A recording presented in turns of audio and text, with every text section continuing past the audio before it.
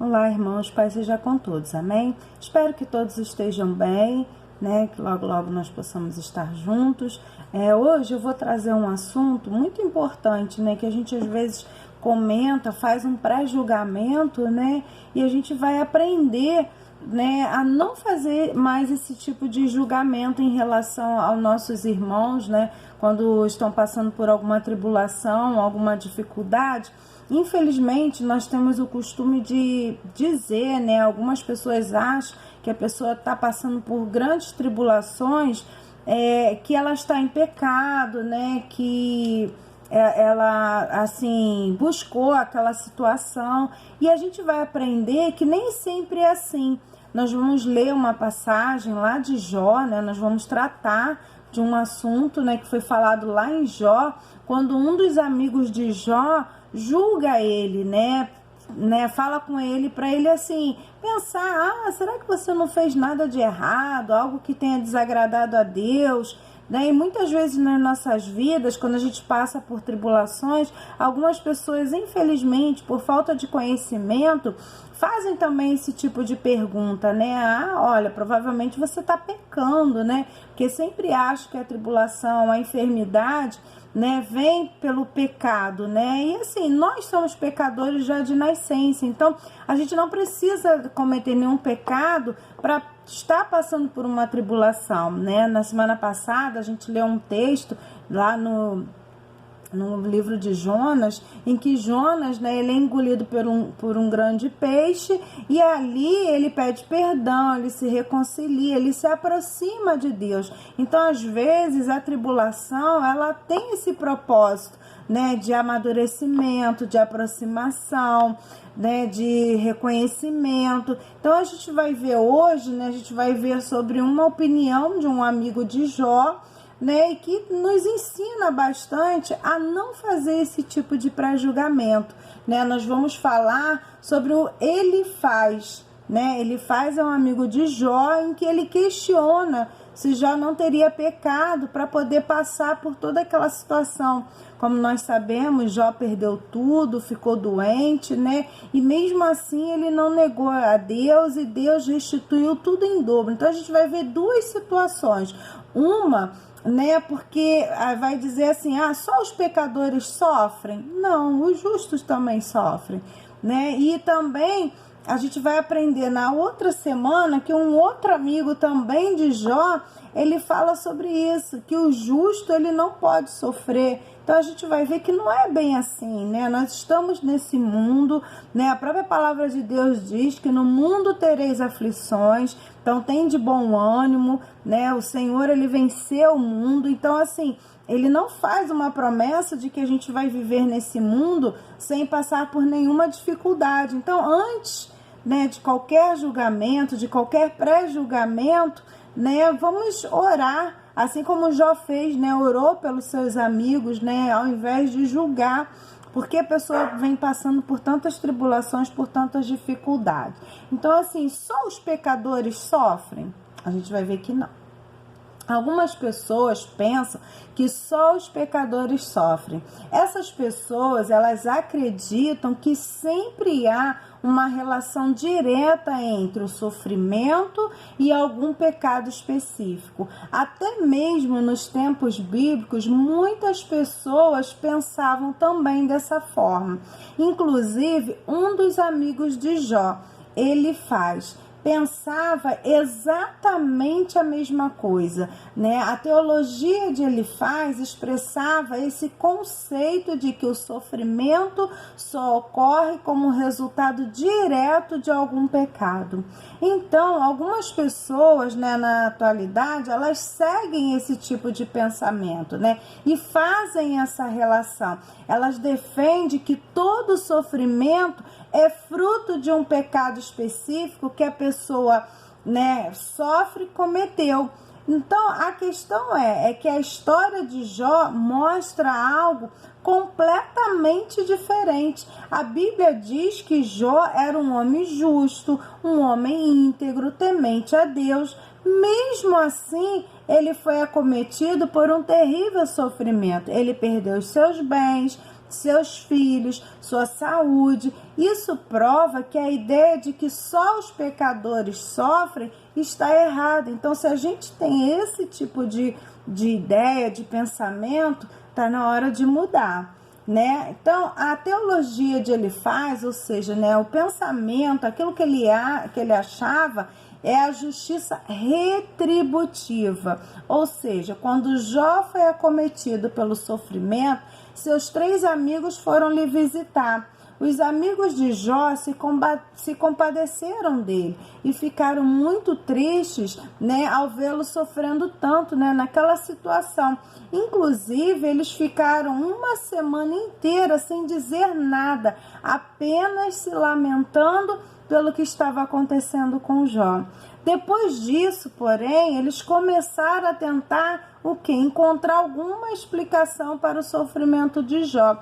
Cada um deles, né, levantou uma possibilidade para o que estava acontecendo. Mas, no geral, né, todas as possibilidades apresentadas por eles se resumiam na ideia de que só os pecadores sofrem. Elifaz, por exemplo, foi enfático ao questionar: lembra-te, acaso já pereceu algum inocente? E onde foram os restos destruídos? Jó 4, versículo 7. Na sequência, Elifaz expôs de forma clara, né, a base do seu pensamento, que é: segundo eu tenho visto, os que lavram a iniquidade e semeiam o mal, isso mesmo eles cegam. Jó 4, no versículo 8. Então, ele faz esse tipo de julgamento. Então, é fácil perceber que a forma como que ele pensava, né, se baseava na experiência e na tradição. E nesse sentido, ele aplicou o quê? O conceito da lei da semeadura, que é simplesmente a lógica da justiça retributiva, que nesse sentido, né, ele não pensava que se Jó estava sofrendo era porque ele de fato havia pecado, visto que os que colhem sofrimento é porque semearam o mal, né? Ele reconhecia que Jó era um homem muito sábio, mas acreditava que ele não havia aplicado à sua própria vida o que ele havia ensinado aos outros, né? A gente vê essa passagem lá em Jó 4, no versículo 5. Então, em resumo, né, ele chegou à conclusão de que Jó, ele estava simplesmente recebendo o que merecia, ou seja, ele cometeu uma falha, né, cometeu um pecado e estava sendo, vamos dizer assim, castigado por isso, estava sofrendo as consequências desse pecado. Então ele assim, né, de acordo com esse pensamento dele, então Jó só estava sofrendo porque ele havia pecado. E a gente conhece a história, sabe que não é isso, né? Então, nem sempre só os pecadores sofrem. Num dia, Jó era o homem mais importante do Oriente e o pai feliz de 10 filhos, né? Então, nesse mesmo dia, Jó perdeu todos os seus bens e amargou a morte de todos os seus filhos. Depois, ele ainda ficou gravemente doente. Uma virada de vida tão radical assim parecia, né, validar o que? O pensamento de Elifaz, que ele defendia a justiça retributiva, ou seja, Jó fez algo de errado e estava pagando por isso. Mas o erro desse tipo de pensamento, né, de Elifaz foi considerar a justiça retributiva, que é uma regra absoluta que se aplica a toda e qualquer situação, né? Usando várias metáforas, ele acusou Jó de ser um homem ímpio, já que, de acordo com o seu conceito, eram apenas os ímpios que sofriam nas mãos de Deus. Jó 15, versículos 17 ao 35. Mas, definitivamente, a história de Jó, ela revela o quê? Que a relação entre Deus e os homens é muito mais complexa do que uma ideia simplista de causa e efeito. Ou seja, antes de nós julgarmos, antes de nós falarmos da vida, da situação de alguém, nós não sabemos, né, o pensamento, nós não sabemos o relacionamento entre essa pessoa e Deus, aquilo que Deus tem planejado para ela, aquilo que Deus, né, tem feito, né? Talvez Deus esteja moldando o caráter dessa pessoa, né, fazendo com que ela melhore para poder receber uma bênção. E às vezes a gente está julgando, dizendo, não, está passando por tudo isso, é porque tá em erro, né? Muitas vezes até as pessoas associam a falta de pagamento de dízimo, né? Então, assim, são várias cogitações que não levam a lugar algum, né? Então, a gente tem que entender que o relacionamento entre Deus e o homem não é uma coisa simples, que qualquer simples mortal pode sair aí e dando a sua opinião. Então, assim, essa teologia, esse pensamento dele, de Elifaz, ele tem princípios verdadeiros, né? Inclusive, a própria ideia de justiça retributiva é correta e se aplica a muitas situações, né? Porque, lógico, se você faz algo de errado, você vai sofrer as consequências do seu erro, né? Se você comete algum pecado, né, contra alguém, com certeza você vai receber algo em troca, né? Se você faz algo de ilícito, né, quando for descoberto, você vai pagar pelo preço. Se você, né, adultera, isso vem à tona, você vai pagar o preço, né? Então, assim, isso pode até ter fundamento, mas não é só isso, né? Igual ele fala aqui, né? Não é somente isso não é absoluto, né? Então, assim, o que não é correto é reduzir todos os acontecimentos a essa única ideia, ou seja, de que a pessoa está sofrendo porque ela pecou. Então, no próprio caso de Jó, era um exemplo que estava além do conceito de plantar e colher. Jó, ele estava sofrendo não porque ele havia cometido um pecado específico, mas porque algo que ele jamais teve conhecimento havia acontecido no céu. Ele era inocente naquela causa, mas mesmo assim ele estava sofrendo, né? Sofreu as consequências. Então, de fato, não é verdade que só os pecadores sofrem. A Bíblia está repleta de histórias que mostram que os justos também sofrem, né? Assim como a história de Jó. Isso quer dizer que muitas vezes não existe uma relação direta entre o sofrimento e um pecado específico. Então, irmãos, né?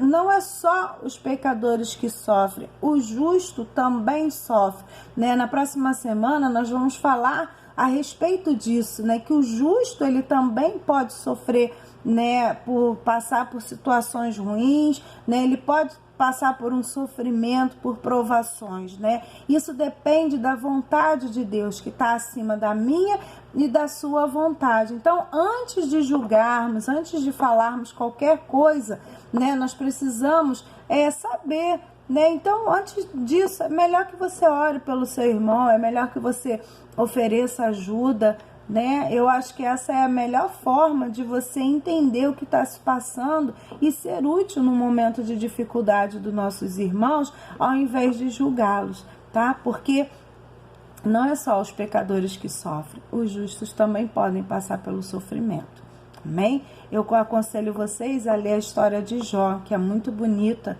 né? Nos ensina muita coisa, tá? Deus abençoe vocês.